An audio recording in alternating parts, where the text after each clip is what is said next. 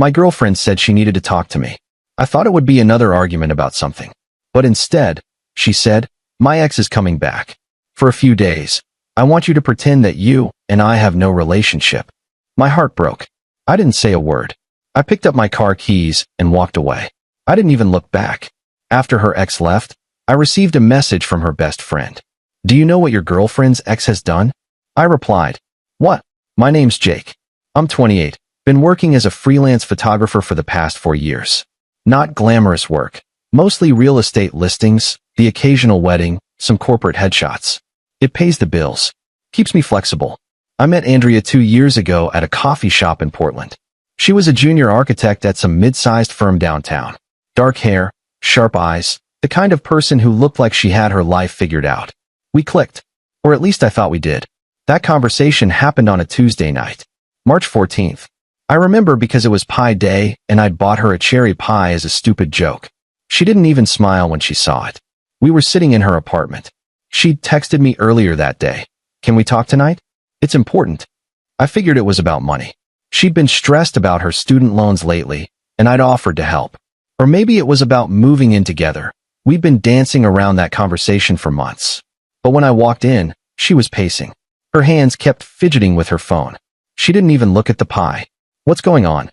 I asked. She stopped pacing, looked at me, and then she said it. My ex is coming back.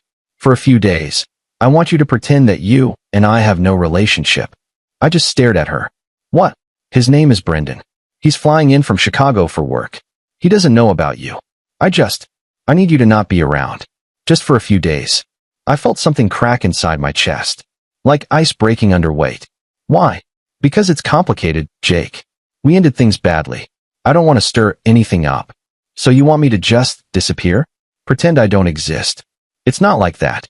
Then what is it like, Andrea? She didn't answer. Just looked at the floor. I set the pie down on her counter. My hands were shaking. Are you still in love with him? No. God, no. It's not about that. Then what is it about? She opened her mouth.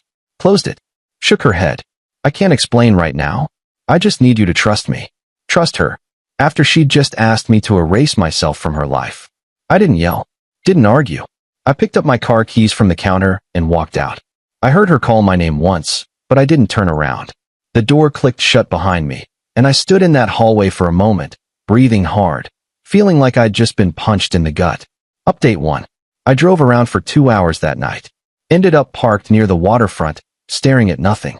The Willamette River was black and still. A few joggers passed by, couples holding hands. Normal people living normal lives. My phone buzzed constantly. Andrea. I didn't read the messages. Didn't want to see her explanations or apologies or whatever she thought would make this okay. The next morning, I woke up on my couch still wearing yesterday's clothes. My neck hurt. My phone had 17 missed calls. 12 from Andrea. 5 from her best friend, Isabel. I called Isabel back around 9 a.m. Jake, thank God. Are you okay? I'm fine. Andrea told me what happened. She's losing her mind. She's been crying all night. She didn't mean it the way it sounded. How else could she have meant it, Isabel? Silence on the other end. Look, she said finally. I don't know what she was thinking. But she's scared. Brendan, he's not a good guy. Then why does she care what he thinks? It's complicated. Everyone kept saying that. Complicated. Like that explained anything. I have to go, I said. Jake, wait. I hung up. Blocked Andrea's number. I wasn't going to sit around waiting for an explanation that would just hurt worse. For 3 days, I buried myself in work. Shot 2 houses on Wednesday. A renovated bungalow in Selwood and a modern condo downtown.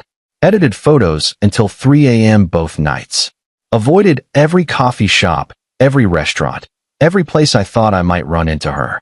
My apartment felt too quiet. Too empty. My buddy Cole texted me on Friday. Drinks tonight? You've been MIA. I said yes.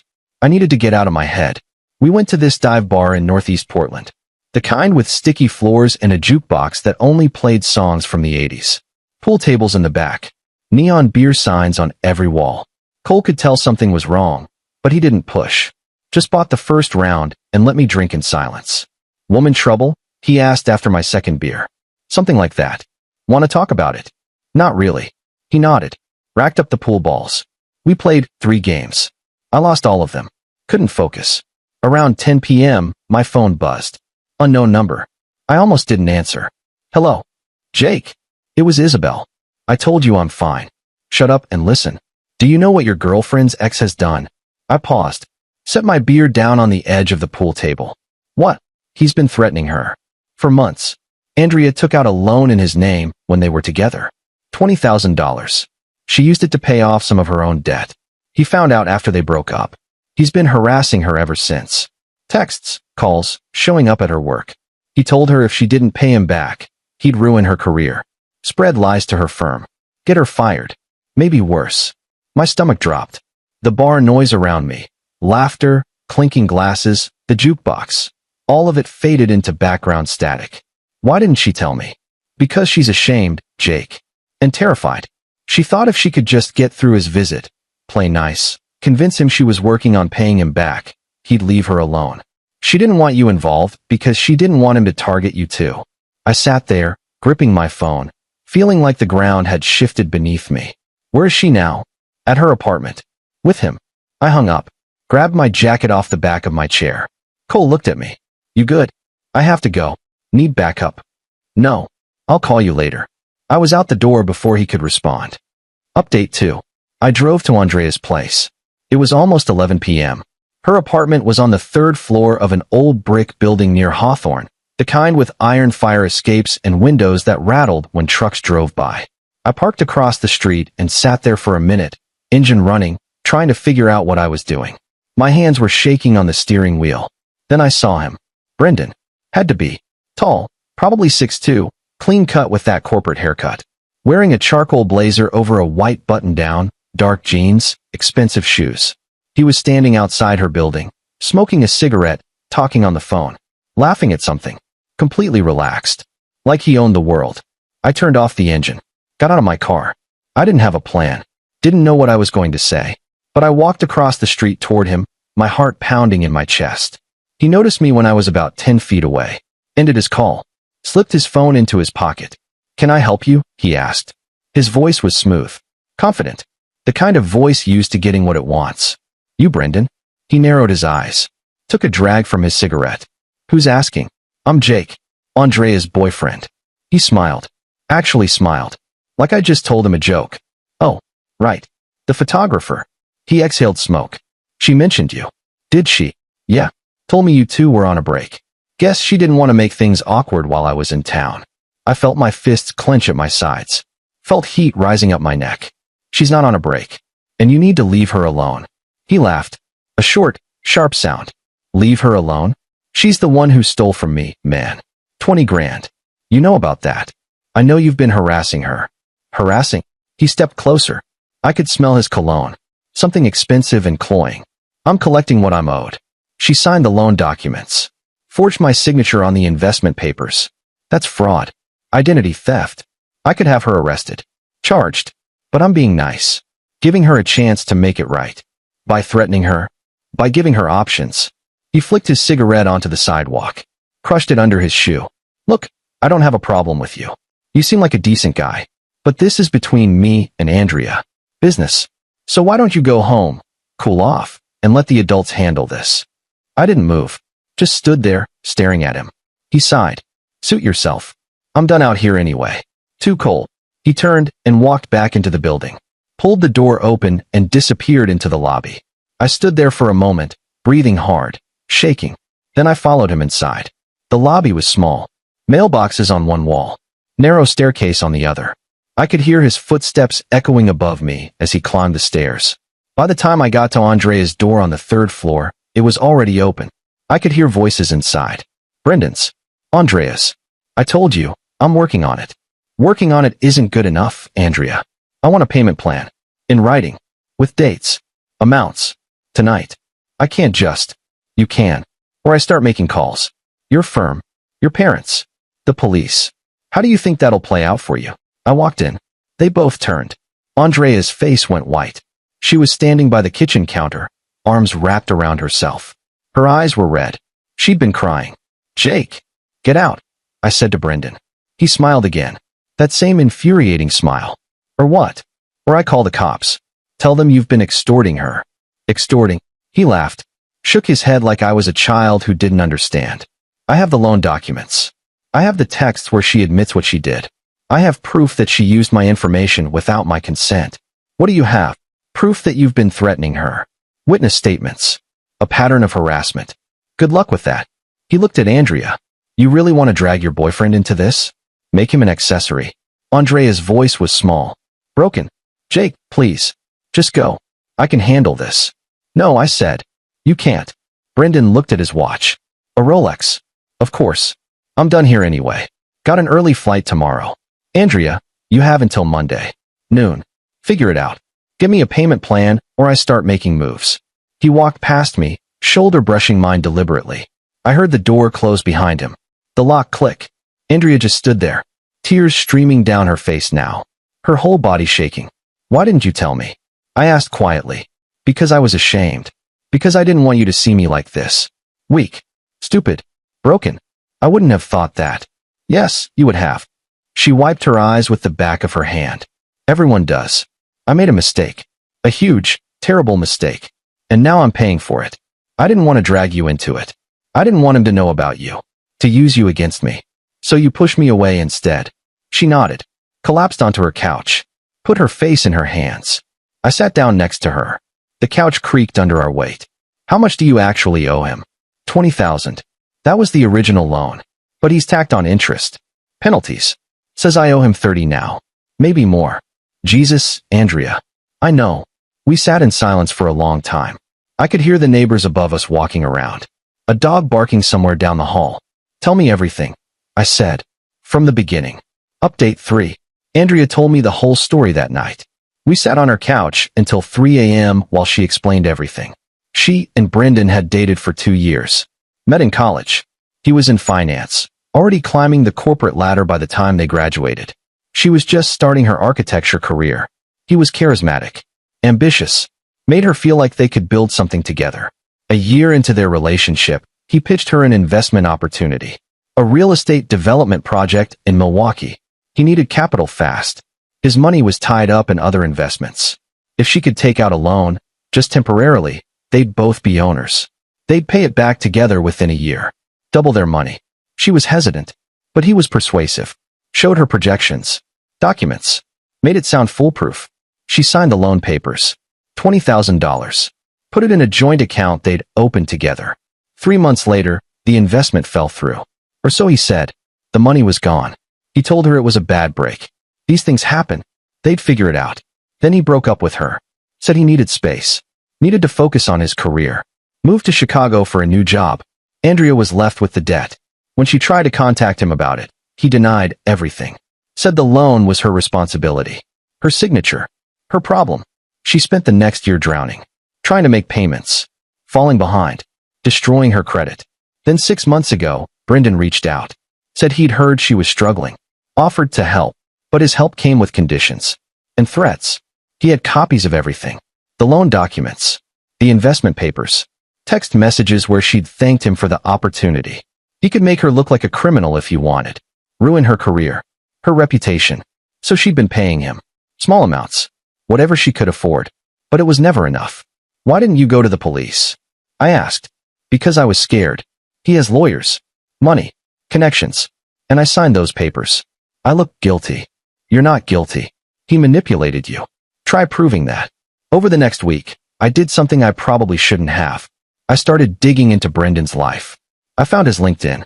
Senior financial analyst at a mid-sized investment firm in Chicago. Lots of connections. Recommendations. A perfect corporate profile. I found his social media. Instagram full of vacation photos. Expensive restaurants. Golf courses. A lifestyle funded by what? I wondered. And then I found something interesting. A Reddit post. From 2 years ago. Written by someone with the username CheTownGirl88. Posted in a legal advice subreddit. The story was familiar. Too familiar. A woman asking if she could press charges against her ex-boyfriend for financial coercion. She described how he'd convinced her to take out loans in her name for a business investment. How he'd promised to pay them back together. How he'd disappeared after the investment failed. Left her with $30,000 in debt. The comments were sympathetic but not helpful. Most said it was a civil matter. Hard to prove coercion. She'd need documentation. Proof of promises. The post had been deleted. but I'd found it through Google Cache. I screenshot everything. Sent it to Isabel. Does this sound like anyone you know? She called me 20 minutes later. Oh my God. That's Andrea. I remember when this happened. She posted that after Brendan first contacted her. But he found the post somehow. Threatened her. She deleted it and never spoke about it again. So he's done this before. That's what it sounds like. I kept digging. Cross-referenced the timeline. Found public records. Court filings. 2 other women in Chicago had filed small claims suits against Brendan for loan fraud. Both cases were dismissed. Insufficient evidence. But the pattern was there. I sent everything to Isabel. Asked her to show Andrea. Andrea didn't want to see me at first when I tried reaching out. She was embarrassed. Ashamed that I knew everything. But I showed up at her office on a Thursday afternoon anyway. Waited outside on the sidewalk until she got off work at 5:30. Jake, what are you doing here? I know what really happened. With the loan. With Brendan. Her face crumbled.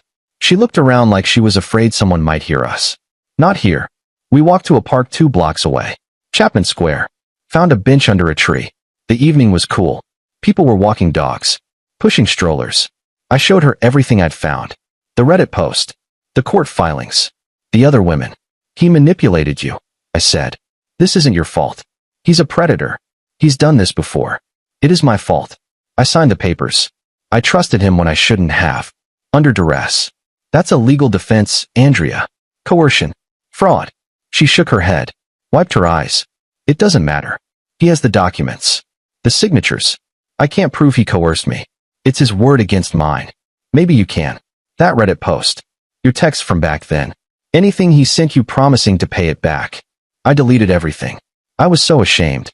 I wanted to forget it all happened. I took her hand. Her fingers were cold. Then we'll find another way. We'll talk to those other women. Build a pattern. Get a lawyer. She looked at me. Really looked at me. Why are you helping me? I pushed you away. I hurt you. Because I love you. And because you don't deserve this. Nobody does. She broke down then. Fully. Crying into my shoulder while people walked past us in the park. Final update. It took 2 months, but we built a case. Isabel helped us track down old texts Andrea hadn't fully deleted. Ones backed up in her cloud that she'd forgotten about. Messages where Brendan had promised to handle the loan payments. Proof that he'd listed himself as the primary borrower on the investment documents. We also found 3 other women through online searches and public records. Women Brendan had done the same thing too. One in Chicago, one in Milwaukee, one in Denver. All of them had similar stories. Loans taken out in their names for investment opportunities. Promises broken. Threats made when they asked for their money back. One of them, a woman named Caitlin from Milwaukee, agreed to talk to us. She'd lost $15,000. Spent years paying off debt. Her credit was ruined. She'd been too scared to fight back. He told me he'd sue me for defamation if I said anything. She explained over a video call. Said he had lawyers who would destroy me. We contacted a lawyer. A woman named Grace Chun who specialized in financial abuse and coercion cases. She reviewed everything. The texts. The testimonies. The pattern across multiple victims. This is good, she said. This is very good. We can file a civil suit. Maybe even get the DA interested. In May, we filed the lawsuit. Brendan tried to settle immediately. Reached out through his own lawyer with an offer. He'd drop all claims against Andrea if she dropped the case. Pretend none of it ever happened. We said no. The case started making local news in June. Local women fight back against alleged loan fraud. One of the Portland stations picked it up. Then another. Caitlin went public with her story. Social media exploded. Brendan's company launched an internal investigation. By July, he'd been placed on administrative leave. In August, the bank that had issued Andrea's original loan reviewed the case. Found irregularities in how the loan had been processed. The investment documents with Brendan's forged information. They forgave Andrea's remaining debt. Wrote it off. Brendan tried to countersue for defamation. His lawyer filed a motion. It went nowhere. Too much evidence against him. By September, his company had fired him. Last I heard, he'd moved back to Indiana, working some entry-level analyst job. His LinkedIn was gone. His social media deleted. The civil case settled in October. Brendan agreed to pay restitution to all 3 women. Drop all claims. Sign a statement admitting to financial coercion. Andrea got her money back. So did Caitlin. So did the woman from Denver. It's been 6 months since that night I walked out of Andrea's apartment. 6 months since I thought everything was over. She and I are still together. We moved in together last month. Found a small 2-bedroom place in Selwood with good natural light. Perfect for my photography studio. Close to her work. She's seeing a therapist now. Twice a week. Working through the trauma. The shame. The fear. Some days are harder than others. Some days she wakes up anxious, convinced something bad is about to happen. But she's healing. Brendan sent her an email last week. Just one line. You ruined my life. She showed it to me. We read it together. Then she deleted it. Blocked his email address. Didn't respond. He ruined his own life, she said. I still think about that night sometimes. The moment she asked me to disappear. How much it hurt. How betrayed I felt. How close I came to walking away forever. Part of me wonders what would have happened if I had. If I just blocked her number and moved on. Found someone else. Someone without baggage or secrets or dangerous ex-boyfriends. But I didn't. And I'm glad. Because sometimes the people we love make mistakes. Sometimes they're scared.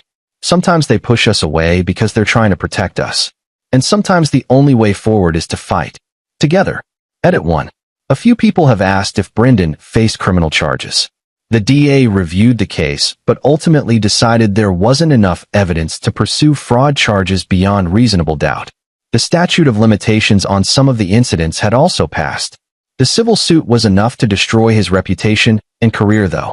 Sometimes that has to be enough. Edit 2.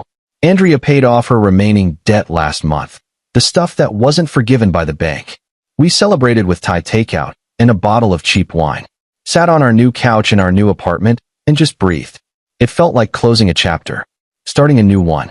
Edit 3. To everyone who's messaged me with similar stories. I'm sorry you went through that. You're not alone. It's not your fault. There are resources out there. Lawyers who specialize in financial abuse. Support groups. People who will believe you. Don't give up.